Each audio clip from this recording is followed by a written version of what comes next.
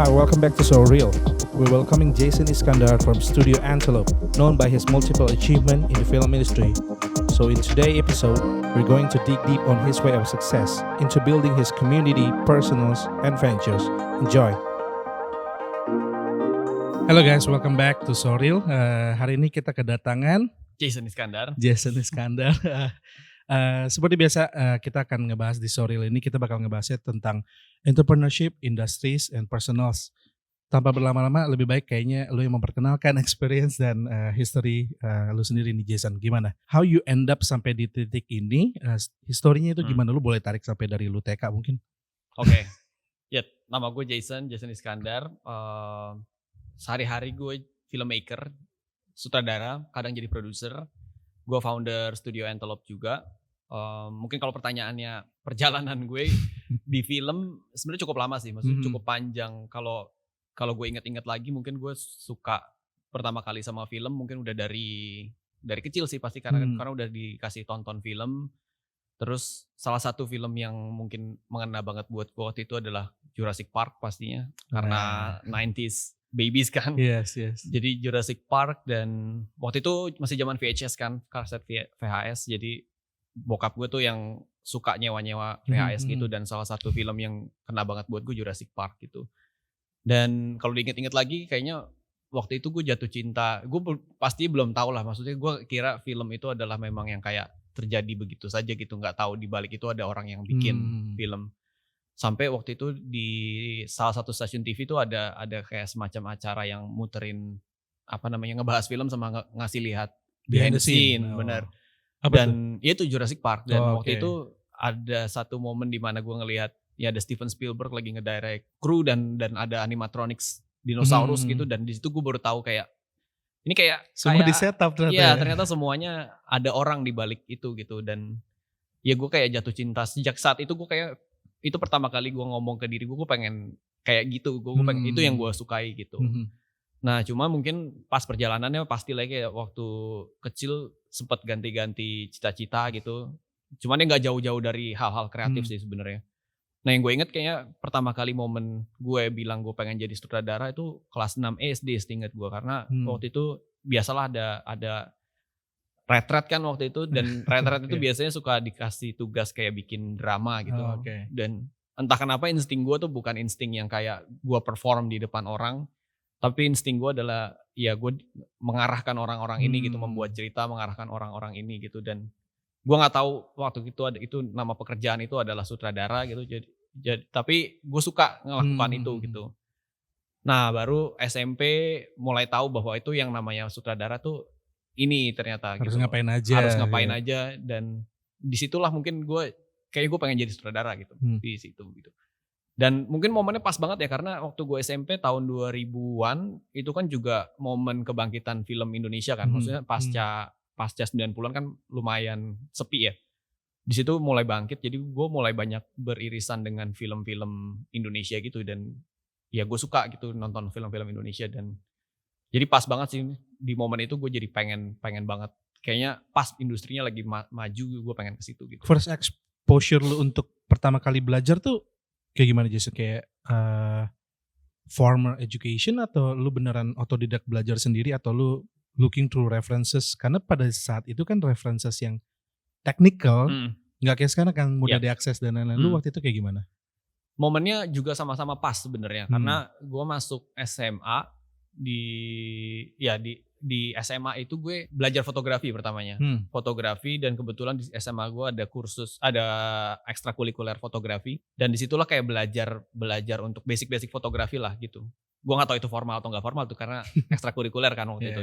Cuman ya di momen yang sama film pendek itu lagi punya momentum lah di film pendek Indonesia di masa-masa itu gitu. Ada beberapa festival film pendek, dan ada beberapa pembuat film pendek yang namanya tuh udah mulai masuk ke festival film internasional gitu. Jadi gue punya rujukan lah setidaknya. Rujukan ini kayak orang-orang ini yang pengen gue ikutin gitu. Nah ya udah, terus dari situ sebenarnya mostly belajar sendiri sih. Otodidak. Ikut workshop beberapa kali gitu. Ketemu orang, jadi punya mentor gitu. Jadi belajar dari situ sih sebenarnya. Tapi itu lagi mungkin sih momennya pas banget karena momen transisi ke digital kan. Momen transisi ke digital waktu itu memang belum ada kamera DSLR atau mirrorless kayak gini yang bisa ngerekam kayak gini. Dan waktu itu masih pakai handycam, jadi kaset. Jadi semuanya masih pakai kaset. Tapi itu transisi lagi ke DSLR. DSLR tuh tahun berapa ya? Gue inget banget 2010.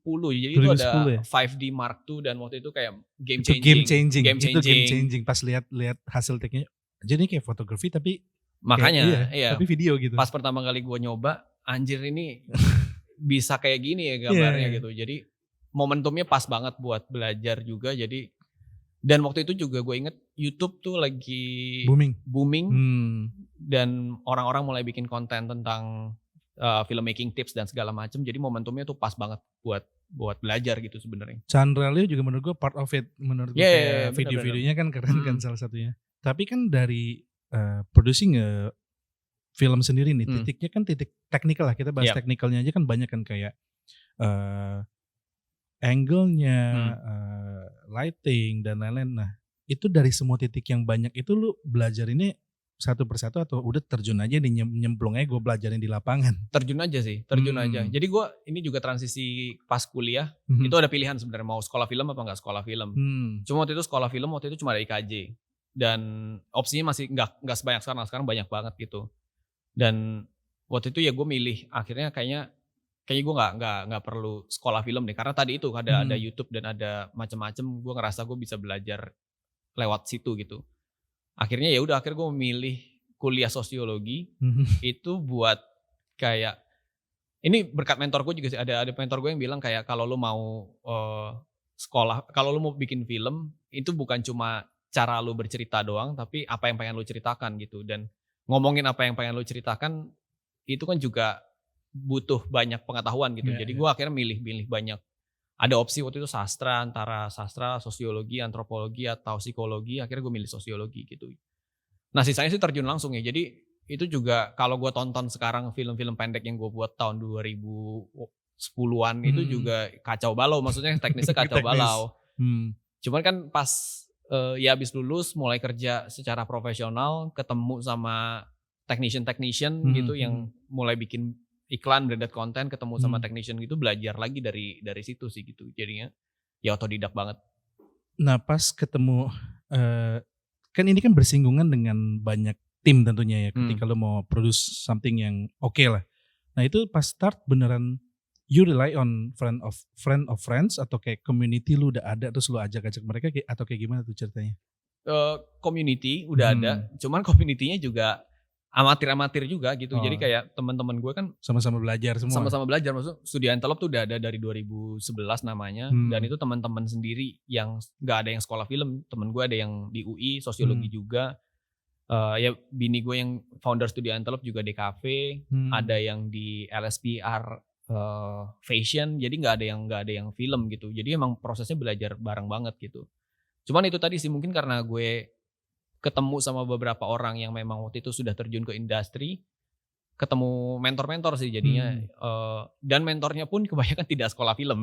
Jadi yang gue pelajari adalah lagi-lagi apa yang pengen diceritakan bukan bagaimana cara bercerita secara teknis gitu. Tapi part of lu ngambil si sosiologi ini nih, boleh lu ambil gak satu contoh how lu ngambil sosiologi ini jadi perspektif baru yang maybe unik antara director lain atau filmmaker lain gitu, ada gak? Kan di sosiologi gue belajar ini nih jadinya I'm very unique. Di sosiologi tuh diajarin banget kayak dosen-dosen gue tuh selalu mengibaratkan kayak lu dikasih pisau bedah gitu. Banyak teori, ada banyak pisau bedah dan lu terserah mau melihat satu kejadian itu dari perspektif mana gitu. Dan prinsip yang ditanamkan sama dosen gue adalah sosiologi itu ilmu untuk mengungkap yang tersembunyi gitu. Jadi kita bisa ngelihat satu fenomena tapi yang bisa aja kita lewatin selama ini, tapi lu dikasih ngelihat perspektif baru gitu. Dan yang akhirnya lu bisa pahami itu dari sudut pandang tertentu. Jadi kalau sosiologi itu mengungkap yang tersembunyi, film itu merekam yang tersembunyi kan. Jadi itu kayak jembatannya sebenarnya menurut gue antara sosiologi dan film.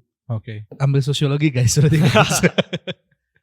Tapi kalau gue pikir sekarang yang justru gue selama ini misalnya ngembangin cerita, justru tuh mentok-mentoknya ujung-ujungnya kalau nggak balik ke sosiologi, balik ke psikologi sebenarnya. Psikologi kan ya lu ngomongin cerita, ngomongin karakter itu manusia dan setiap manusia punya sisi psikologisnya gitu. Jadi mentoknya kalau nggak sosiologi, kalau nggak psikologi gitu. Karena at the end of the day benar gak sih ujung-ujungnya tuh telling good stories ya kan ya. Iya benar. Ngebedahnya gimana dan mediumnya apa ya. Benar-benar. Either it's through writings, film atau apapun itu kan. Interesting, sosiologi. Oke, abis dari situ lu beneran just started langsung buka si studio ini atau gimana tuh Jason? Studio Antelope. Iya, langsung atau? Ya, Studio Antelope dari gue kuliah sebenarnya dari 2011. Cuma waktu itu kan gue mencar-mencar juga tuh. Ada gue di Jogja karena di UGM, bini gue di UPH, di Karawaci, ada yang di UI, ada yang di LSPR tadi. Jadi mencar-mencar. Dan Studio Antelope tuh kayak cuma nama komunitas aja sih sebenarnya waktu itu. Kayak gue setiap kita daftar festival, isi formulirnya kan selalu ditanya dari mana gitu. Nama kelompok lu apa. Ya udah gue tulis Studio Antelope gitu. Cuma baru jadi serius, dalam tanda kutip serius dalam arti kayak ya jadi PT segala macem, bayar pajak segala macem itu setelah gue lulus 2015 gitu. Oke. Cuma waktu itu ya gue lumayan sama sih ngerjainnya banyak hal banget kayak dia desain lah, fotografi, jadi apapun yang studionya nih. Iya, studio Antelope related ke kreatif gitu. Ke kreatif ya. Apapun yang bisa mendatangkan uang waktu itu gue kerjain aja gitu ya. Cuman baru di 2016, 2017 lah kayak akhirnya mulai bisa fokus ke film atau video atau iklan gitu. Berarti pas 2016 ya tadi berarti ya? 2016 baru mulai fokus lah. Cuman kalau jadi PT itu 2015. Oke. Nah dari 2015 itu initiate lu jadi korporat kan basically. Itu dari awal tuh inisiatifnya emang lu pengen mengseriuskan ini untuk jadi lebih besar then you reach your goal untuk bikin film atau short gitu, atau emang gue let's do commercial first, terus habis itu dari situ terkumpulkan baru gue do my mimpi besarnya tetap bikin film feature film panjang. Mimpi besarnya tetap jadi film company sebenarnya. Cuman kan mau nggak mau memang di titik itu kayak harus menyambung, harus muter lah cash, secara cash tuh harus muter gitu sebagai perusahaan. Jadi akhirnya gimana ya caranya biar itu bisa terjadi ya akhirnya mau nggak mau ngerjain komersial dan bentuk-bentuk iklan kan waktu itu juga pas lagi-lagi kayak gue ngerasa momentumnya itu serba pas gitu. Momentum di 2016 juga transisi antara bentuk-bentuk iklan udah mulai macam-macam, bukan lagi TVC doang yang 30 seconds sampai 1 menit gitu, yang bentuknya udah mulai macam, ada web series, ada branded films. Dan ya gue rasa kayak akhirnya itu yang gue bisa masuk di situ gitu, karena kan memang skill gue storytelling gitu, bercerita lewat cerita gitu, dan web series dan branded films itu kan pas banget buat gue masuk ke situ menuangkan gitu. Ya. Karena gue lagi-lagi kalau ngerjain TVC gitu ya suka, tapi kan lagi-lagi itu terbatas ya, maksudnya bukan sangat terbatas kan. 60 seconds walaupun gue belajar banyak sih. Akhirnya gue belajar banyak bercerita lewat TVC karena ya lu cuma punya 15 seconds, 30 seconds atau 60 seconds yang which is kayak cuman ada 25 sampai 30 frame kan dalam waktu 1 menit itu. Dan lu akhirnya belajar gimana cara bercerita secara efektif lewat situ gitu. Cuma again mimpi besarnya adalah jadi film company sebenarnya. Jadi kayak goalsnya waktu itu adalah kayak kita kerja tapi setiap tahun at least kita bikin 1 film pendek lah, independen gitu, yang yang bisa jadi kayak karya statement kita gitu, karya yang beneran independen. Dan itu sebenarnya yang jadi, ya itu kan disampai ke festival, mempertemukan gue sama si A, si B, si C, yang akhirnya kemudian itu jadi partner-partner gue sekarang. Jadi compounding effect ini. Benar-benar. Gue inget soal timing itu sih, timing itu bener sih, even di industries pun gue inget pada saat tahun-tahun itu tuh, wedding videography pun jadi bagus banget ya kan. Wedding videography pun. Gue juga sempat ya. Lu sempat. itu setelah PT atau sebelum lu sempat? Setelah PT dan waktu itu lagi mikir-mikir kayak ini kayak apa weddingnya oke deh. Kenceng nih kayaknya. Iya, cuman pas gue ngerjain, waktu itu sempet kayak ada beberapa wedding jadi videographer gitu. Cuman lama-lama gue kayak ngerasa ini nggak enjoy deh. Kan gue lebih enjoy bikin iklan kayak daripada bikin belum dengan wedding. Same day edit. Iya, lebih stressful menurut gue kayaknya. Nah tadi kan yang kayak I would say pivotal moment lu ketika filmmaking it is gitu, itu pas lu liat Jurassic Park kan. Yep. Nah pas lu udah lebih dewasa, lu udah menjalankan panjang. Nah ketika di tengah-tengah atau sekarang nih, lebih ke siapa nih Jason?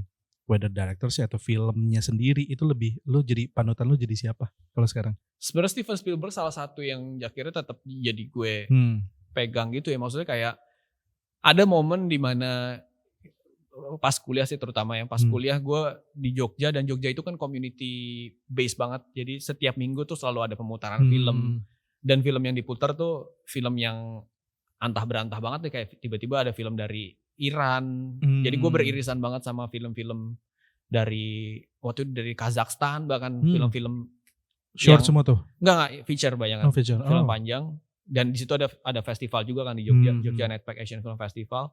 Dan gue jadi nonton banyak film gitu di situ gitu.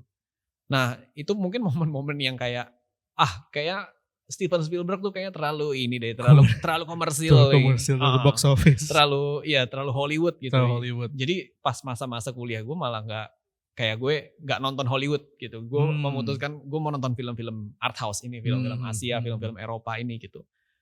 Cuma sekarang gue ngelihat lagi, jadi ya Steven Spielberg mau nggak mau ya tetap salah satu directors yang terbaik sepanjang masa gitu, yang memang susah loh buat bikin ya kayak Jurassic Park, film bagus yang laku, yang secara industri, secara komersil itu juga sustain ya kan. Iya, makanya itu bukan hal yang mudah gitu. Dan ya Steven Spielberg juga bisa bikin film-film yang statement work, karya-karya statement kayak Schindler's List, sekarang kemarin The Fabelmans, yang itu juga bagus banget, yang jadi kayaknya dia salah satu director yang tetap akan gue kagumin sih pastinya gitu. Sisanya kalau director lain mungkin kayak Nolan, Christopher Nolan gue juga ya suka, walaupun nggak suka nggak gimana banget, tapi dia salah satu yang bisa adalah yang gue ya lu come on, yang di trilogi Batman itu menurut gue trilogi superhero terbaik luar yang biasa. Iya, makanya dan itu mengubah semua film superhero kan setelah itu gitu. Jadi gue ganti-ganti sih sebenarnya. Jadi ada masa di mana tadi gue suka banget film Eropa gitu. Ada masa di mana gue suka banget film Asia, dan sekarang salah satu director yang gue suka juga ada director Jepang namanya Hirokazu Koreeda. Dia sutradara yang selalu bikin film-film keluarga, drama keluarga, tapi membuat kita mempertanyakan apa itu keluarga. Semua filmnya tuh kayak gitu. Jadi itu salah satu yang ya gue juga ada banyak nama lain sih sebenarnya. Kalau spesifik filmnya ada gak? Film yang membuat gue juga akhirnya mengubah, salah satunya adalah dulu waktu gue kuliah ada film Amerika judulnya, director tuh Jim Jarmusch, judulnya tuh Coffee and Cigarettes. Itu film tentang, jadi ada beberapa film panjang tapi terdiri dari beberapa film pendek. Nah, benang merahnya film pendek itu adalah cerita tentang dua orang yang ngobrol sambil ngopi dan ngerokok. Udah gitu doang. Jadi ada obrolan itu juga ngalor ngidul banget. Dan ini film yang kalau ini film Hollywood pada umumnya, ini adegan-adegan yang akan dibuang karena gak penting gitu. Bener-bener gak penting, kayak lu ngobrol atau bahkan gak ngobrol, kayak cuma diem doang, awkward moments gitu, tapi itu di-capture.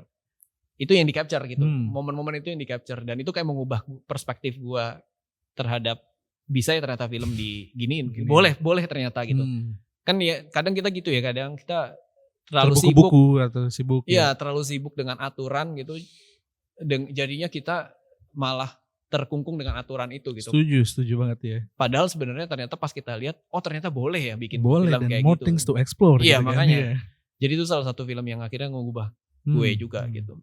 Kalau film Hirokazu Koreeda yang paling gue suka ada judulnya Like Father Like Son. Ini premisnya sebenarnya premis sinetron sih sebenarnya. Jadi ada dua keluarga, yang satu keluarga kaya, satu keluarga yang menengah ke bawah lah gitu di Jepang. Nah, ceritanya pas mereka melahirkan anak mereka masing-masing, di satu momen itu dulu anaknya tertukar. Anaknya tertukar, terus akhirnya mereka tumbuh bersama anak masing-masing, dan sampai satu momen di suatu hari gitu mereka sadar bahwa anak mereka tertukar. Nah, akhirnya mereka kan ngobrol, gimana nih cara kita rekonsiliasi ini, apakah kita mau bertukar anak. Akhirnya mereka coba bertukar anak, balik ke anak masing-masing, anak biologis masing-masing gitu. Dan ternyata gak works gitu loh, karena kan cara kita tumbuhnya udah beda. Kan? Ternyata gak works gitu. Akhirnya mereka, spoiler alert, mereka kembali ke anak masing-masing itu gitu. Jadi tapi filmnya mempertanyakan kita gitu, apa sih anak itu sebenarnya apa gitu, apakah biologis atau sebenarnya siapapun bisa tumbuh sama lu tuh Yang bisa race jadi aja, anak. tergantung yang Makanya race. Interesting. ya film-film kayak gitu sih, maksud film-film yang nggak punya jawaban tapi punya pertanyaan itu gue juga suka gitu. Along the years, lu udah lama banget di industri sih kan, lu melewati dari technical standpoint atau storytelling atau the industries itself gitu loh ya, dari community-nya dan lain-lain. Current state-nya nih di spesifik di Indonesia lah, menurut lu dari perspektif lu, posisinya lagi kayak gimana nih? Lagi exciting banget, industri film tuh lagi exciting banget. Ada beberapa momentum. Yang paling pertama of course 98 pastinya, pasca reformasi karena ketika itu film Indonesia pertama kali tumbuh gitu. Momentum kedua adalah mungkin tahun 2016 waktu itu.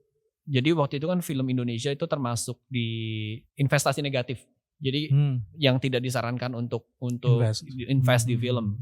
Dan ketika daftar negatif itu dicabut, semua orang boleh invest di film termasuk perusahaan dari luar negeri. Sejak saat itu banyak banget perusahaan asing yang akhirnya invest di film Indonesia juga gitu. Dan film Indonesia pun sebagai produser kita punya chance untuk pitch film kita ke siapapun di seluruh dunia gitu. Itu game changing menurut gua karena akhirnya itu film Indonesia bisa kayak sekarang karena itu juga salah satunya. Jadi meledak waktu itu. Pertumbuhan penonton juga drastis. Satu lagi yang momen yang game changing juga adalah masuknya OTT platform. Itu ya Netflix waktu itu kan sempat dibatasi kan sama kita lah gitu. Iya, kayak beberapa nggak bisa akses. Beberapa nggak bisa akses dan sejak itu kan kira Netflix dibuka. Dan sekarang udah punya kantornya representatif di Indonesia gitu. Jadi OTT salah satu yang mendorong jadi produksi makin banyak. Bukan cuma Netflix aja, tapi video kan juga video.com ya kemarin mereka yang penontonnya terbanyak gitu di Indonesia bahkan mengalahkan Netflix.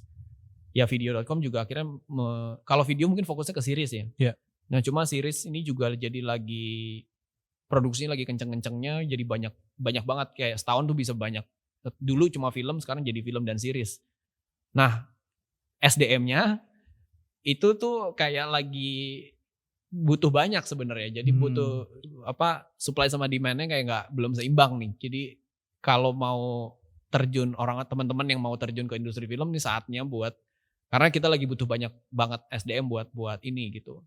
Tapi setuju gak sih digitalization-nya sendiri pun sangat mendukung dari hulu ke hilir ya. I mean dari untuk lu mempelajari resources sekarang ada YouTube dan lain-lain, untuk distributionnya ada OTT, marketingnya sekarang dengan social media dan lain-lain, itu lu terasa juga gak dengan adanya digitalization itu tuh berubah banget nih market? Terasa banget sih karena yang gue mau pengen sorotin sebenarnya demokratisasi itu sih, yang sesimpel kayak misalnya teknologi film zaman dulu harganya itu mahal banget. Satu can itu lo tahu sendiri harganya berapa. Unreachable. Iya buat kita, buat orang yang bukan dari sekolah film, orang awam gitu tuh nggak bisa diakses sama sekali gitu. Ya akhirnya teman-teman nggak bisa bikin film kan saat itu gitu. Tapi dengan ada teknologi digital, kamera DSLR harganya cuma waktu itu ya 5D kayaknya 25 jutaan gitu udah dapet. Lu udah bisa bikin film nggak cuma satu, udah bikin banyak banget film gitu di situ. Terus ya sosial media, ya Studio Antelope juga salah satu yang tertolong. Banyak teman-teman tahu Studio Antelope akhirnya juga karena sosial media gitu. Jadi emang semua jadi punya sama rata, punya akses yang sama gitu. Terdemokratis ya tadi. Untuk bikin sekarang kan resource banyak, information, source of information gampang diakses, distribution udah dengan ada OTT or even YouTube itself gitu udah banyak ngebantu. Karya juga makin banyak kan nih. Nah menurut lu specific in your perspective, yang ngebedain karya yang need improvement sama yang kayak wah ini bagus banget nih, itu tuh karya yang seperti apa sih? Whether on the story standpoint, technical atau apa nih menurut lu? Kayak ini beda, ini bagus. Karya yang jujur sih. Karya yang jujur menurut gue karena itu dan entah kenapa ya kayak makin sulit sekarang untuk bikin karya yang jujur. Mungkin karena distraksi kita banyak banget kan, distraksi sosial media. Kita buka Instagram, kita bisa dengan hitungan detik kita ngelihat hidup orang lain lebih baik lebih menyenangkan dari kita. Kita pengen hidup kita kayak gitu. Jadi distraksi itu banyak banget dan pengen akhirnya itu kita bikin karya yang pretensius gitu, bikin karya yang Ya, bukan ya, kita. ya, ya, ya. Jadi itu yang makin langka sih, dengan semakin banyaknya konten menurut gue itu yang makin langka gitu. Ini ngomongin film ya, maksudnya nggak ngomongin konten. Kalau konten YouTube mungkin spektrumnya beda lagi. Cuma kalau ngomongin film ya itu tadi sih, kayak karya yang jujur itu makin susah. Sebenarnya karya yang jujur apa sih yang gue maksud tuh, kayak yang lu beneran bisa nonton, ketika lu nonton lu beneran bisa ngerasain bahwa si pembuatnya ini sincere untuk menceritakan itu gitu. Dia beneran peduli dengan apa yang pengen dia omongin. Itu yang menurut gue makin lama makin langka. Gak cuman bikin kayak dia trying to impress siapa ya. Iya itu banget sih. Nah kita balik sedikit ke yang tadi lu bilang, pas lu bikin PT ini lu jadi harus menyeimbangkan. Oke, cuan tetap harus masuk, cash flow tetap harus muter, tapi at the same time lu harus tetap menjaga idealisme lu kan untuk keep these things going lah. Nah lu boleh share gak ngebalance-nya gimana nih, ketika ngebalance-nya meaning pas gue doing commercial work tentu saja hati gue tetap 100% untuk menuangkan cerita-cerita gue gitu, tapi pas ketika gue melakukan yang idealisme gue yang creating film, ya gimana tuh ngebalance-nya tuh? Itu kan something yang you have to set ya kan ya, kayak harus nggak boleh menyampingkan salah satu gitu. Itu gimana tuh? Salah satu caranya yang gue lakukan sih waktu itu kayak gitu, kayak yang tadi gue bilang, kayak jadi kita pengen kita ngerjain komersial, ngerjain pekerjaan-pekerjaan inilah buat memfinance film pendek kita yang dibuat secara independen. Jadi ketika kita bikin film pendek independen ini, kita beneran kayak ini karya statement yang nggak boleh diganggu gugat. Ini suara kita, dan itu salah satu caranya gitu. Cuma kadang memang ada banyak juga, terutama klien-klien yang brand-brand yang udah paham pentingnya kolaborasi gitu, itu juga lumayan melegakan sih sebenarnya. Dan semakin banyak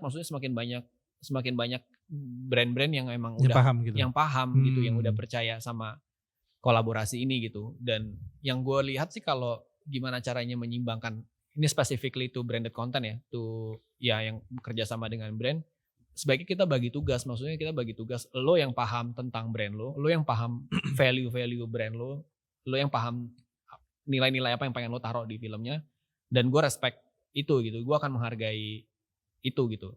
Cuma jangan lupa juga di sini kita kolaborasi, dan yang tahu bagaimana cara menceritakan itu adalah kita gitu. Selalu berhasil gak? Kadang berhasil, tapi kadang ya ada tarik ulurnya, tapi kadang gue ngerasa banget jalan tengahnya gitu. Gue ngerasa banget, tapi di belakangan ini mulai banyak brand yang mengerti oh, gitu, yang mengerti gitu, yang akhirnya ketemulah jalan tengahnya gitu. Ada case-case nggak ketemu? Case-case nggak ketemu sering juga. Salah satunya sebenarnya yang paling bikin gondok ya. Itu adalah kayak, ya ini ngomongin branded films gitu. Jadi lu bikin film pendek buat brand. Nah, goalsnya dari branded films kan adalah sebenarnya bikin cerita yang compelling, cerita yang menarik buat penonton, dan orang nggak ngerasa itu iklan, tapi somehow penonton bisa menangkap esensi dari brandnya itu gitu. Ini kan goalsnya kayak gitu. Cuma juga masih banyak pemahaman bahwa ya ini film pendek brand, jadi ayo kita taruh 8 placement di dalam satu cerita ini. Nah itu PR-nya, karena kita sih selalu berusaha ngobrol ya, maksudnya kayak lo naruh 8 produk itu di dalam satu si film pendek branded films, orang akan ke distract, dan di menit pertama ketika ada produk itu orang udah akan sadar bahwa ini tuh lu lagi nonton iklan, dan goals kita tuh nggak akan tercapai gitu. Ada tips and trick gak di part itu? Ideally menurut lu kayak gimana? Dituangkannya tuh seperti apa? Se-soft apa? Se-hard apa? Ideally menurut gue, kalau ngomongin branded films, ini bukan ngomongin commercial iklan gitu. Ideally menurut gue adalah yang kita pengen sarikan gitu, pengen keluarkan gitu adalah value-nya kan, value dari brandnya gitu, bukan produknya. Not just the logo atau produknya. Benar. Tapi value-nya gitu. Ada brand yang value-nya ya itu kan archetype brand ada banyak ya. Ada yang value-nya creativity, ada yang value-nya itu pengen adventurous, ada yang pengen caring gitu. Itu yang penting kan sebenarnya. Itu orang yang pengen penonton tuh gak nyadar nonton itu, tapi bisa dapat sense dari itu gitu. Dapat nih archetype-nya tertelan oleh penonton dengan baik gitu. Benar-benar. Tapi gue bisa maklumi kalau misalnya ada placement yang pengen Mau nggak mau ditanamkan, dimasukkan gitu. iya gue bisa pahami gitu. Cuman Hmm. memang itu tricky banget sih, tricky banget buat membuat itu menjadi halus. Karena kalau nggak halus ya mendingan bikin TVC kan. Iya benar. Ngapain Iya, langsung nunjukin ke kamera ini Bener, gitu iya. sekalian ya kan. Orang juga nggak terganggu nonton TVC ada adegan itu nggak terganggu gitu. Tapi kalau untuk bikin yang kayak tadi lu bilang dan lu bikin short atau feature film sendiri, challenge-nya tentu aja beda dong. Iya. Ya. Challenge-nya tentu aja beda. Tapi challenge atau ada gak common challenge yang ya, untuk execute dua hal ini tuh yang besar tuh seperti apa sih challenges-nya? Ini di feature film. Antara di feature film atau di branded content? Challenge yang terbesar ya. Salah satunya sih tadi itu ya. Mungkin kayak ngobrol sama. Biar sepemahaman gitu ya? Iya biar sepemahaman itu salah satu yang selalu ketemu. Ya tapi again sih kayak belakangan mulai banyak brand yang mulai paham gitu soal itu gitu. Challenge yang lain beda-beda banget setiap project ya. Ada project yang tuntutan technicalities-nya itu yang tinggi. Kayak dalam arti membutuhkan banyak peralatan untuk mengachieve vision project tersebut. Ada juga yang sebaliknya. Technicalities-nya nggak ribet tapi membutuhkan emotional yang lebih dalam gitu. Jadi setiap project challenge-nya beda-beda banget. Beda-beda banget. Ketika kita ngomongin challenge, menurut gue di level apapun, whether you expert atau you just started gitu kan, challenge-nya beda-beda. Tapi kita ngomongin, coba kita spesifik ke technicality nih, ke teknis untuk ngedirect atau ke produce. Lo ada tips gak untuk kayak don't do this rookie mistake ketika new filmmakers atau even yang udah pros still doing this rookie mistake itu ada gak menurut lo yang kayak dari pengalaman lo bertahun-tahun ini kayak don't do this deh gitu? Acting sih, actors, relation to actors banyak filmmakers ya pemula gitu yang mengabaikan acting. Apalagi di dunia yang serba technicalities ini gitu, serba dunia yang di YouTube lo akan menemukan segudang trik membuat transisi videografi gitu, trik color grading. Godaannya tuh banyak banget untuk ngulik di sana untuk gitu ngulik di sana gitu. Banyak filmmakers yang lupa bahwa apa yang kita tonton di dalam film itu 99% adalah actors-nya gitu. Kamera iya, tapi yang kita lihat di frame itu tuh yang kita ikutin perjalanannya bukanlah si kamera lo tapi actors lo gitu. Nah, gue sendiri ngalamin itu. Gue sendiri ngalamin ketika pertama kali membuat film, gue mengabaikan banget soal actors, soal acting. Mengabaikan pertama dalam hal casting, gue tidak, gue ngerasa semua orang bisa acting lah. Siapapun teman-teman gue ajakin, teman-teman gue yang ya influencer punya terkenal dikit, ajakin gitu. Tapi acting is the whole different games. The whole different games dan cara gue menyutradarai aktor waktu itu juga waktu gue pertama kali bikin film, gue mengabaikan perspektif dia. Gue lupa bahwa dia juga manusia yang punya itu. Jadi lu harus ngebawanya gimana gitu. Bener. Jadi gue kayak menganggap dia kamera aja gitu, kayak kamera. Gue atur-atur gitu. Padahal lu harus gerakin mulut lu sekian. Atau contoh yang paling sering kayak udah adegan ini lu sedih ya. Sedihnya kan sedih itu bisa banyak. Sedih itu karena apa gitu. Sebabnya apa. Dan itu yang harus dicari, dieksplor ketika lo ngobrol sama actors gitu. Dan banyak banget yang mengabaikan itu gitu. Jadi tips gue salah satunya yang paling ya menurut gue rookie mistakes adalah casting. Jangan casting sembarangan dan take a good care lah about casting ini gitu. Ada banyak banget kok sekarang actors yang gak usah yang terkenal gitu. Karena sekarang workshop acting itu juga udah banyak banget. Kemarin gue tuh baru tag podcast juga di kantor tuh bareng Paul Agusta. Dia salah satu foundernya Bengkel Acting Kuma. Jadi kayak workshop acting. Dan dia sendiri aja di Bengkel Acting Kuma udah ada 170 alumni. Dengan experience yang beda-beda. Ada yang udah experience main di banyak film. Ada yang juga baru. Dan teman-teman ini terbuka banget kok ke filmmakers yang memang masih baru, bahkan masih film students gitu misalnya untuk diajak main film gitu, untuk main film itu. Cuma ya itu again Acting is Acting. the whole different game dan beneran harus di take good care lah di situ gitu. Karena dari background gue animation pun part of animation kan acting Voice ya. acting kan. Voice acting and ketika lu taruh dia di kamera, karakternya harus lu act pakai expression atau body movement. Iya. Dan acting and faking is two different things kan. Iya, acting banyak. Faking gampang. Bener.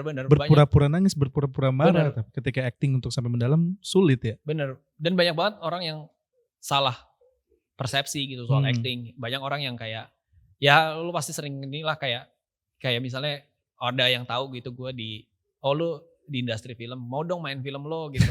Padahal kan ya nggak segampang itu gitu. Actors juga butuh apa? A lot of practice. Yes. Butuh education juga gitu. Jadi banyak banget yang harus disiapkan gitu. Yang good kayak gimana menurut lo? Yang jujur sih sebenarnya yang jujur. Satu jujur, dua smart dalam arti experience hidupnya dan pengetahuannya itu juga luas gitu. Jadi proses casting yang dibayangkan orang mungkin proses casting tuh ini ya kayak apa? Duduk kayak audisi idol nyanyi. gitu misalnya. Lu coba sedih, coba nangis gitu. Padahal casting mostly enggak kayak gitu. Casting mostly kayak lu beneran duduk sama actors ya akan mencoba beberapa adegan, tapi mostly mungkin kalau misalnya casting itu 1 jam prosesnya, 45 menit itu lu akan ngobrol doang sama dia. Ngobrol, dia akan akan melontarkan. Actors yang baik tuh yang bisa melontarkan pertanyaan gitu. Adegan sebelumnya ini apa? Kenapa bisa adegan ini? Fungsinya apa? Next setelah adegan ini tuh ada adegan apa? Dia akan menggali itu. Dan menyambungkan konteks. Menyambungkan konteks, dia akan menggali itu semua. Dan dia yang punya pengalaman hidup yang banyak biasanya akan membantu gitu. Biasanya justru yang hidup-hidupnya berat inilah yang kayak akhirnya bang untuk nge-recall. Ya, untuk nge-recall dia itu ya. banyak banget. Dan pengetahuan sih sebenarnya. Pengetahuan itu juga penting kayak seberapa sering dia baca itu kan juga ketahuan. Seberapa sering dia menonton film yang lain itu juga penting gitu. Jadi ngobrolnya enak, maksudnya ngobrol kayak dia bisa ceritain pengalaman dia, masa kecil dia, masa dia remaja kayak gimana, terus atau film yang dia tonton yang dia suka itu kayak gimana gitu, itu akan membantu lah proses casting gitu. Any other yang technical gak? Yang everyone should avoid? Acting udah, ada lagi gak? Sound ya, sound susah direvisi ya kalau sound. Itu ya again sih karena lagi-lagi kamera, orang semua fokus ke kamera, visual. Seolah-olah film itu it's all about visual, tapi lupa bahwa film itu audiovisual. Iya. Audionya lupa gitu. Itu sering terjadi. Again, gue juga mengalami itu. Pas pertama kali gue bikin film 2010, gue cuma menggunakan kamera dan soundnya gue pakai sound dari kamera. Jangan lakukan itu. Itu rookie mistakes, parah. Ya.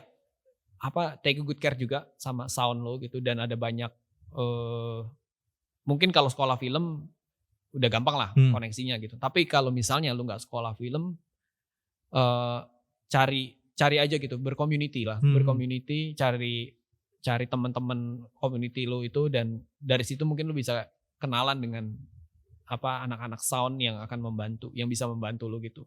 Tapi jangan abaikan pentingnya sound ini sih. Itu mungkin yang kalau beginners ya, cuma sound itu jadi lebih kompleks lagi ketika ya di dunia profesional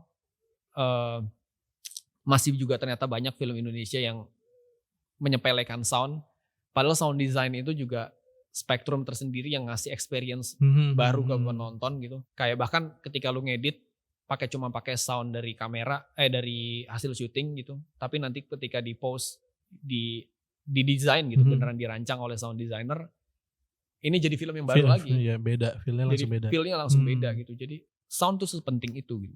Kita coba bahas, kan kalau dulu kan way to go-nya tuh, gue inget kayak 2010 lah, tadi related to your timeline gitu, 2010 atau setelah 2010, kayak way to go, atau even sebelumnya sih, way to go untuk kayak you making film gitu, distribution channelnya tuh ya festival. YouTube baru mulai ya kan. Nah, dengan era sekarang nih digitalization, dengan lu bisa akses ke YouTube ya lu tinggal submit doang, festival yang online lu bisa submit juga jadi mudah gitu.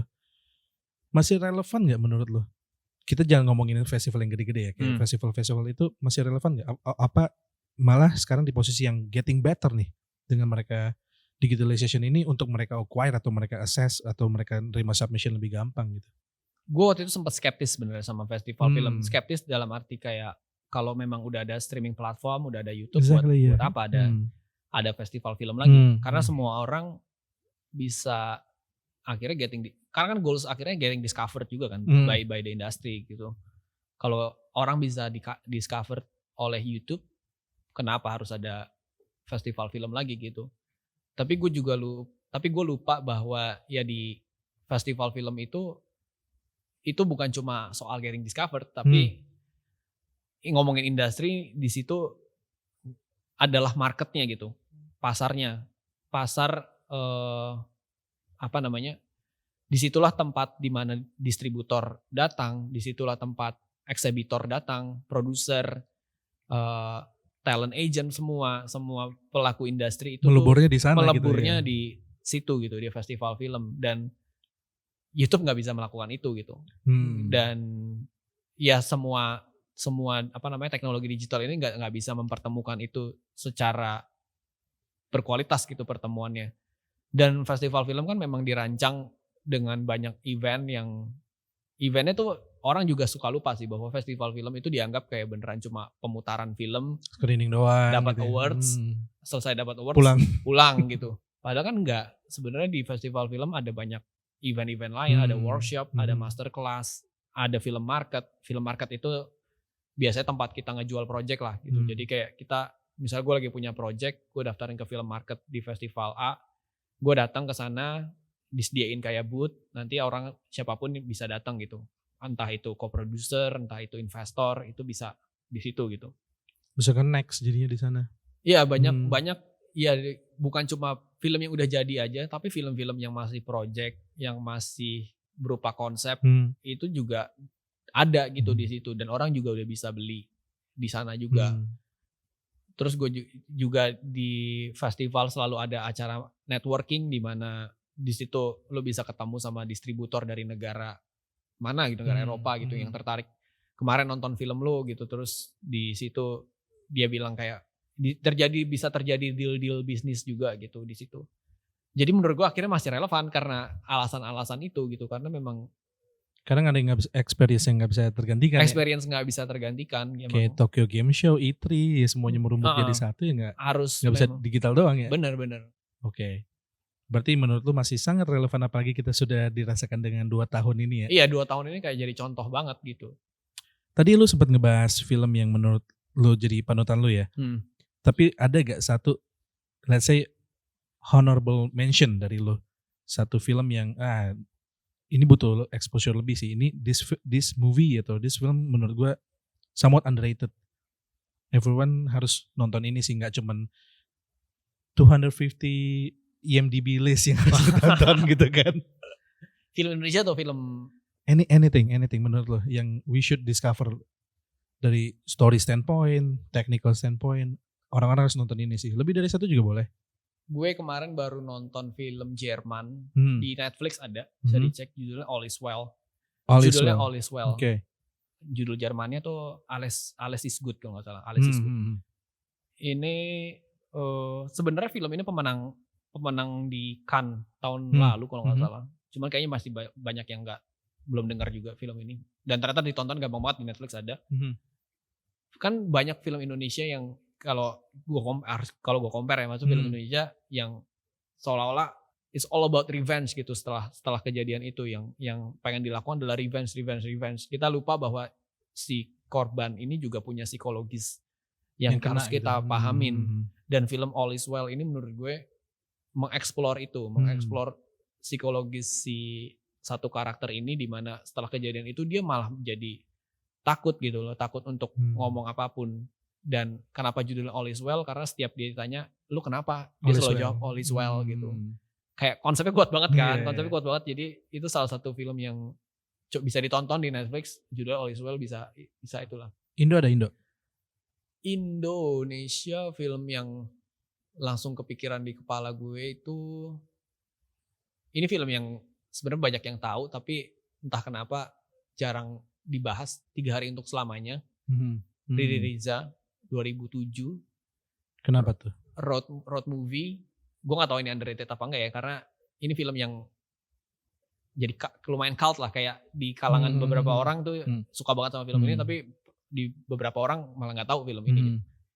Gitu. 3 Hari Untuk Selamanya adalah film tentang anak muda gitu. Jadi 2 orang, dia tuh ditugaskan untuk mengantar kayak semacam piring-piring untuk acara pernikahan di Jogja gitu. Nah, mereka harus mengantar itu naik mobil karena si keluarganya nggak percaya kalau naik pesawat nanti takut dibanting-banting gitu lah. Akhirnya naik mobil.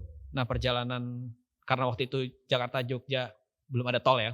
Jadi masih panjang, harusnya selesai dalam 12 jam tapi jadi 3 hari, makanya judul 3 Hari Untuk Selamanya. Nah, sepanjang perjalanan ini ada 2 karakter ini ceritanya mereka sepupuan. Menurut gue menarik filmnya ngomongin tentang clash antara anak muda dan culture. Ada clash between modernity dengan tradisional itu gitu. Entah kenapa belum banyak yang nggak terlalu. Ini film directornya sebenarnya salah satu director legend lah ya, Riri Riza gitu. Cuman kayaknya film Riri Riza yang paling jarang dibahas kayaknya ini juga, si 3 Hari Untuk Selamanya. Nah, kita balik lagi ke studio lu. Kalau menurut lu studio lu itu di approach-nya terhadap the industry itself, apa yang ngebedain dibanding kompetitor lain atau company lain lah kalau lu nggak anggap itu kompetitor? Kayaknya sense community yang kita bangun di sosial media sih. Mungkin yang membedakan sosial media kita jadi salah satunya ya, dan sense of sharing tips and knowledge itu gitu. Jadi ini sebenarnya terjadi tidak sengaja karena waktu pertama kali gue bikin akun Studio Antelope itu kayak 2016. Dan seperti biasa ya, waktu itu kita ngepostnya cuma ngepost portfolio yang engagementnya itu rendah banget gitu ya. Iya, gue sekarang lihat sih lu lebih mengedepankan komunitas ya. Iya, kayak yang kita post behind the scene lah, orang juga nggak peduli gitu waktu itu. Cuman terus gue mikir gimana ya caranya supaya si Instagram ini nggak cuma sekedar jadi Instagram doang, tapi bisa ngasih sesuatu lah gitu. Terus waktu itu salah satu akun yang gue suka kan Tirto waktu itu bikin infografis. Terus gue coba-coba aja bikin infografis tentang filmmaking. Misalnya kayak 3 points lighting lah, terus macam-macam lah kayak gitu. Berupa infografis doang waktu itu. Karena Instagram waktu itu kan nggak bisa carousel, masih cuma 1, jadi infografis. Engagementnya tiba-tiba naik gitu. Dan ternyata banyak banget orang yang suka sama info-info kayak gitu. Terus ya udah akhirnya kayaknya ini deh yang bisa kita share gitu. Akhirnya udah kita bikin konten untuk educate jadinya. Untuk educate. Dan ternyata kalau gue ingat-ingat lagi, ternyata yang konten-konten yang kita bikin adalah keyword-keyword yang gue Google waktu gue belajar film. Make sense. Ya kan? Make sense. Karena kan waktu itu gue nggak sekolah film, jadi semua nyari via Google. Kayak what is 3 points lighting gitu. Nah, keyword-keyword yang dulu gue tanyakan itulah yang jadi konten Studio Antelope. Dan ternyata gue nggak sendirian, banyak banget orang yang perlu tahu itu. Banyak orang yang pengen tahu soal itu. Dan banyak banget orang yang nggak sekolah film juga pengen belajar gitu. Akhirnya ya udah dari situ kita buatlah akun konten-konten lainnya. Dan akhirnya mulai melebar sih, maksudnya nggak cuma infografis, tapi juga sekarang bisa carousel jadi listicle, jadi kayak baca blog enak gitu. Podcast termasuk podcast. Podcast juga termasuk karena ya podcast menurut gue kayak juga enak banget sih, maksudnya orang belajar tuh enak banget via podcast. Kayak kita nggak lagi ngapain, kita play aja. Sambil nyetir, commute, ya. Bener. Tiba-tiba masuk informasi ya nggak sadar gitu, nggak sadar masuk. Jadi ya podcast salah satu yang pengen kita bikin, yang udah kita bikin. Apalagi ya, kita juga punya channel YouTube yang ada beberapa tips and tricks juga, practical juga. Nah, ya jadi prinsipnya sebenarnya yang praktikal sih, yang praktikal yang kayak besok lo dengerin hari ini besok bisa lo praktekin, yang kayak gitu-gitu, yang ternyata itu banyak yang dicari. Iya. Mungkin itu sih salah satu yang akhirnya membedakan kita dengan banyak production company lain gitu jadinya. In a long term, lu punya ambisi besar gak untuk kayak ini impact yang dari gue nge-build ini, gue pengen memberikan impact ini ke industries atau ke audience gitu, ada gak? Ada banget sih yang goals Studio Antelope dari awal, yang kenapa gue bikin Studio Antelope, gue pengen jadi company yang bisa mewadahi teman-teman yang tadinya punya suara yang kuat gitu, tapi nggak dapat wadahnya di industri kita gitu. Dan ada banyak banget filmmakers yang directors yang bagus banget, yang suaranya juga kuat. Dan ini kan yang perlu diwadahi gitu. Gue pengen banget Studio Antelope jadi company yang kayak gitu, maksudnya yang punya, yang bisa mewakili, membantu teman-teman yang punya suara yang kuat ini buat jadi mediumnya untuk mereka buat kolaborasi sama lo ya, buat disuarakan gitu sih. Itu yang paling pengen gue jalanin.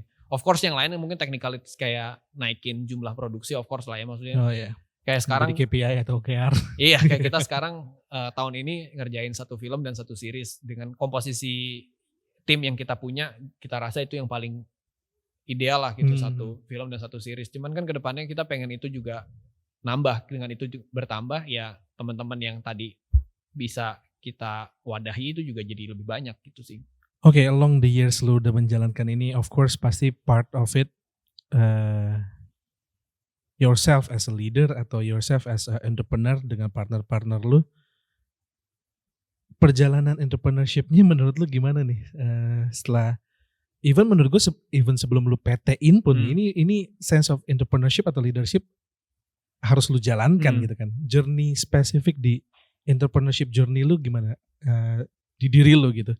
Belajarnya dari mana, execute-nya gimana, nanya bener apa enggak, paradigma yang terbentuk di industries.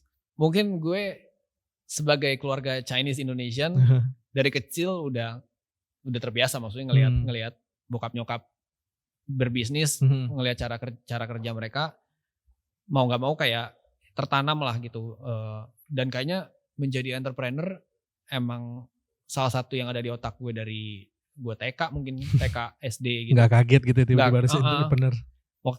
Gue inget waktu SMP gue pernah bikin bisnis kecil-kecilan kayak rental buku komik buat teman-teman gitu. Jadi ya memang menjadi entrepreneur tuh kayak udah dari TK gitu loh, dari kecil, maksudnya udah itu runs in the blood nih langsung. Iya.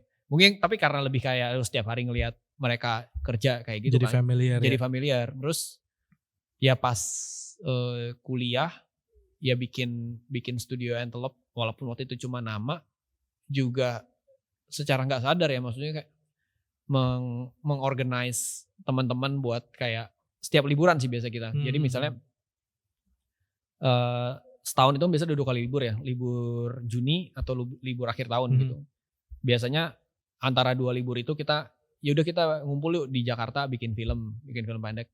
Jadi secara nggak sadar udah ngumpulin teman-teman lah gitu waktu itu gitu. Terus ya tadi pas jadi PT lagi-lagi sih kayak akhirnya terpanggil buat, kayak gue kalau inget-inget kayak kalau nggak PT sebenarnya juga nggak apa-apa juga sih. Cuman kan emang lebih administratif gak sih? Lebih administratif. Ya akhirnya tapi kemudian mengubah cara kerja kita juga kan pastinya. Jadi PT jadi punya tanggung jawab yang lebih, compliance-nya lah. Jadi lebih serius lah gitu. Iya. Terus mungkin salah satu yang juga penting adalah ya partner yang adalah bini gue juga, Flo, jadi produser yang akhirnya kita bisa bagi tugas yang lebih jelas gitu. Kalau tadi lo kan yang kreatif, lu yang mana? Bini gue. Yang kreatif bini lo, manajemen. Nah gue kebalik ya. Gue yang kreatif, bini gue yang bagian project management gitu. Cuman itu penting banget karena lu nggak akan bisa mix the two jadi satu orang, gak sulit bisa. Ya. Ini juga penting ya, ini tips ya. Kayak gimana coba di-share. Kalau nyari partner jangan cari partner yang sama, skill setnya sama. Yes, ya, setuju. Cari partner yang skill setnya complement each other ya. Benar. Even kalau bisa ya beda banget, jadi bisa mengisi kekurangannya masing-masing. Ya. Oke, entrepreneurship berarti runs in the blood, natural to you. Kalau leadership itu sepaket juga sama entrepreneurship journey lo atau gimana? Yang tadinya ngelit diri sendiri cuma berdua, tiba-tiba harus ngelit banyak orang, it's a different story kan? Iya sih. Leadership gue tuh dari kecil, kalau gue ingat-ingat lagi bukan pemalu lah gue, maksudnya pemalu kayak gue nggak pernah jadi ketua kelas, nggak pernah jadi ketua OSIS apalagi gitu, yang nggak pernah ada experience buat ngelit gitu. Selalu pengen jadi di belakang layar gitu.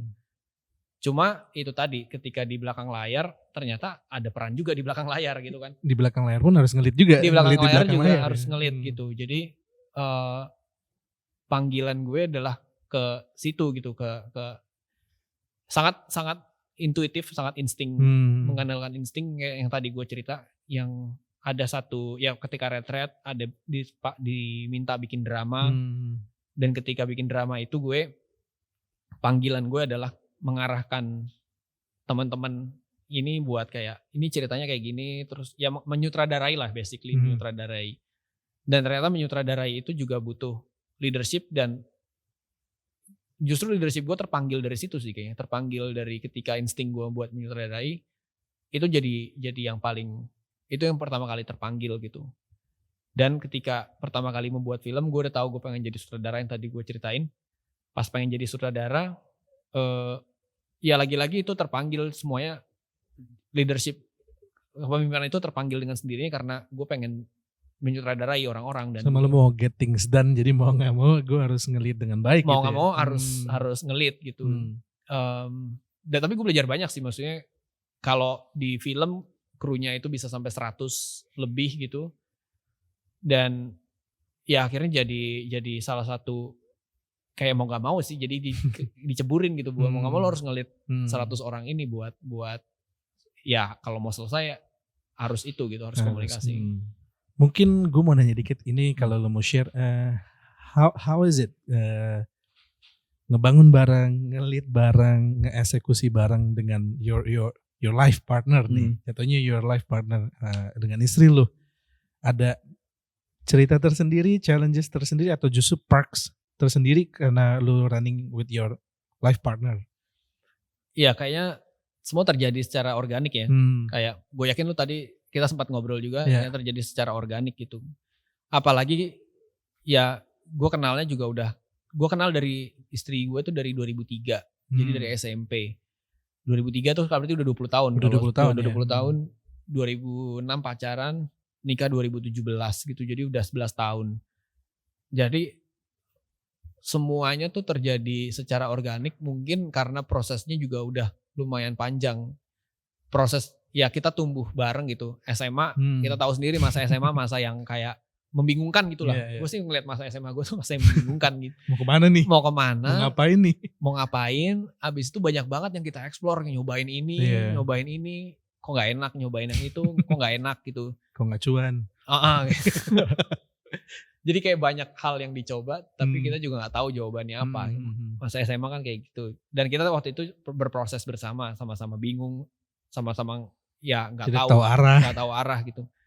Kuliah pelan-pelan menemukan arah gitu, kayaknya ini deh, kayaknya gue pengen ini, kayak gue pengen ini gitu. Tapi di saat yang sama juga kayak masih banyak yang belum stabil gitu kan di situ. Habis lulus kuliah kayak mulai settle down,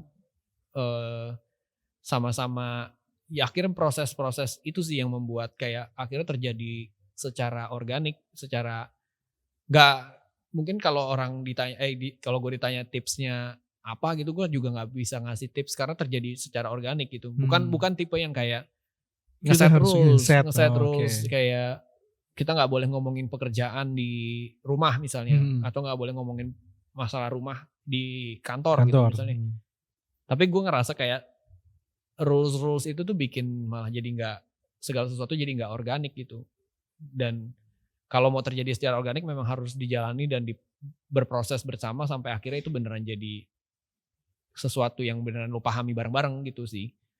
Itu yang kayaknya memang butuh proses gitu, butuh waktu buat itu semua. kunciannya tuh growing together bareng-bareng gitu gak sih? Iya, salah satunya itu Gak sih. boleh ketinggalan banget juga, tapi harus sama gitu. Iya. Tapi ini juga ini ya, maksudnya sering ditanya juga kan kayak ya tipsnya apa sih kerja bareng pasangan gitu.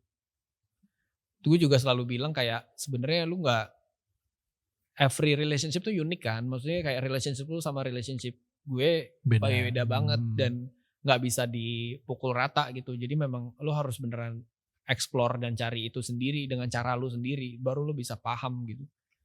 Karena susah juga maksudnya kalau kita ngasih tips yang belum tentu itu tuh bisa akan bisa diimplement diimplement dengan orang lain. Tapi how you mitigate kalau terjadi clash atau sampai berantem? Apa nggak pernah terjadi? Terjadi sih beberapa kali pasti lah ya, maksudnya pasti berantem gitu beberapa kali. Apalagi belakangan pas udah kita maksudnya udah settle down, udah dewasa.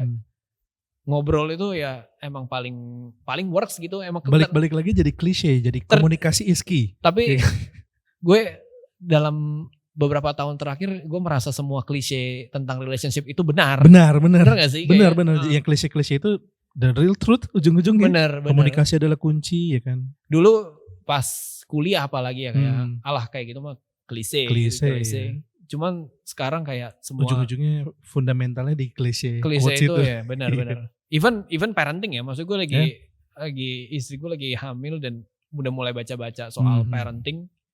Kalau lu baca ya ternyata kemarin gue baca buku ada yang tulisannya ya itu all the cliches is truth. It's true bener. Jadi emang bener. Terus mungkin ini juga ya kalau ngomongin relationship gitu ditarik ke belakang itu tuh ada ujungnya gitu loh, kayak maksudnya sama kayak parenting lah, maksudnya parenting lu pengen mendidik anak lu gimana, tapi lu harus beneran berkaca gimana orang tua lu mendidik lo gitu kan. Dan mau nggak semuanya itu balik ke situ reflecting. Jadi relationship juga kayak gitu, kayak akhirnya mau nggak mau kayak ngelihat kembali ke belakang ada momen apa sih yang kenapa bisa sampai kayak gini gitu. Momen apa yang jadi defining moment bisa jadi kayak sekarang gitu. Jadi connected ya dotsnya. Banget. Oke. Itu guys tipsnya. Jadi kuncinya adalah key. Adalah kunci. Communication is key. Semua yang klise itu ujung-ujungnya jadi benar. Oke, sebelum ke penutup, what's next nih for Studio Antelope? Apa yang paling dekat atau yang paling panjang? Tahun ini kita produksi satu series buat salah satu OTT. Selain itu akan produksi satu feature film. Bukan gue sutradaranya orang lain, tapi belum bisa dikasih tahu siapa dan projectnya apa. Itu yang tahun ini. Tahun depan kita pengen kalau bisa menambah produksinya pelan-pelan pastinya. Mungkin kalau tahun ini 2, tahun depan bisa 3, tahun depannya lagi bisa 4. Tapi kita pengen menambah skala produksi itu sih. Yang pasti juga community kita kayak pengen kita kembangin. Pengen bisa share lebih banyak di sosial media, di YouTube. Podcast pastinya pengen juga dikembangin gitu. Itu sih. I guess that's it. Best of luck for the any next step ke depannya. Thank you. Sama congratulations for the upcoming baby. Thank you. Semoga aman jaya dan okay guys, that's from us. Thank you for having us today. See you on the next episode. Jangan lupa subscribe dan klik lonceng. Thank you so much. Thank you. Bye bye.